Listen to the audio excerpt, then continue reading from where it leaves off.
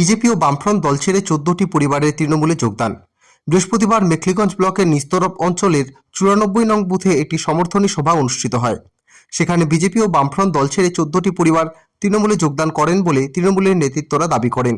এই দিনের কর্মসূচিতে উপস্থিত ছিলেন নিস্তরব অঞ্চল সভাপতি সন্তোষ রায়, পঞ্চায়েত সমিতির সভাপতি পম্পা বর্মন রায়, বিজয় অধিকারী, শিবুপদ বর্মন, বিশ্বজিৎ বর্মন, ঝুমর আলী সহ অন্যান্যরা। আজকে নিস্তরব অঞ্চল সর্বভারতীয় তৃণমূল কংগ্রেসের নেতৃত্বরা আমাদের মাঝে উপস্থিত আছেন।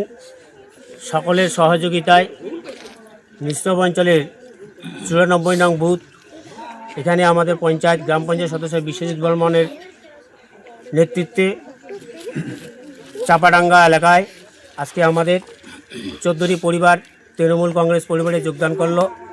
তাদেরকে আমরা নিস্তরব অঞ্চল তৃণমূল কংগ্রেসের পক্ষ থেকে স্বাগতম জানাই এবং তারা যে যোগদান করলো তারা নিশ্চয় আগে বিজেপি দল করত, বিজেপি দল ত্যাগ করে আজকে আমাদের দলে যোগদান করলো। বিজেপি যে এসআইআর এর নাম করে সাধারণ মানুষকে হয়রানি এবং নাগরিকত্ব প্রমাণ করতে লাগে, এই যে একটা হয়রানির প্রতিবাদে এবং আমাদের মাননীয় মুখ্যমন্ত্রী আজকে যে একটা বাজেট ঘোষণা করছিলেন, মা বোনদের মানে যারা এসসি 1200 তাদের করা হলো আজকে 1700 এবং যারা জেনারেল তাদের জন্য 1500।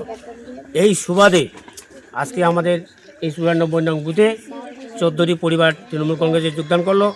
আগামী দিনে এই বুথ আমাদের তৃণমূল কংগ্রেসে শক্তিশালী হইল।